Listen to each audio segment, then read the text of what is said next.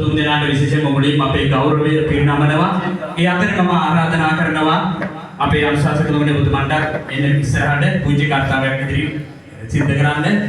ඒ වගේම විහාරකාර සාධක සමිතියේ ගෞරවනීය කම්පති ඔබතුමන්ට ආරාධනා කරනවා. ඒ වගේම විශ්‍රාම මහාචාර්ය ජයවර්ධන මැතිතුමනි ඔබතුමන්ට ආරාධනා කරනවා. ඒ වගේම කාන්තා සංවිධානය නියෝජනය කරමින් චම්පා අලවත්ත මහත්මිය ඔබතුමියටත් ඒ වගේම යූජී පියවති මහත්මිය ඔබතුමියටත් ආරාධනා කරනවා. මේ හැමෝම වෙනුවෙන් මේ කීප දෙනාට ආරාධනා කරේ සුවිශේෂී අවස්ථාවක් උදා කරන්නටයි සූදානම් වන්නේ. මම ආරාධනා කරනවා මధుරංගේ මහත්මිය ඔබතුමියටත් එන්න ඉස්සරහට, ප්‍රසාද් මහත්මත් එන්න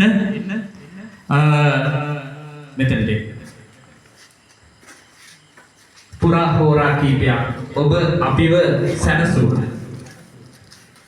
මේ විශ්වයි මහත්තයයි බලා ගන්න තව ටික දවසකින් දොරමඩලා වැඩසටහනේ ආයිබෝම් වැඩසටහන අපිට දකින්න ලැබෙන්නේ මෙහෙම මේ ප්‍රාදේශීය තලයේ ඉඳලා මෙහෙම තමයි ජය ගන්නෙ.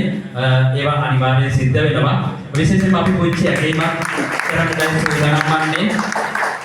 ඔබ දෙපළ මේ කරන්නේ අපි පුණ්‍ය සඳහන් කරා මහා පුණ්‍ය කර්මයක්. එක පැත්තකින් මේ සමාජය සුවපත් කිරීම. ඒ වගේම මිනිස්යන් විදිහට යුතුයකමක් ඉෂ්ට කිරීම. මේ වගේ මහ ගොඩක් කියන්න පුළුවන්. මම හිතන්නේ වචන කීපයකට මේක කැටි කරලා තිබෙනවා. පුංචි සමරුවක් සූදානම් කරලා තියෙනවා ගන්න ග්‍රාමදාරතුමනි එය සුරතට. මේ නිලධාරීන් සහ මේ මෙතන ඉන්න හැමදෙනාම ගමේ හැමෝමත් වෙනුවෙන් මේක පිරිනමන්නේ. පුංචි සඳහනක් කරලා තිබෙනවා.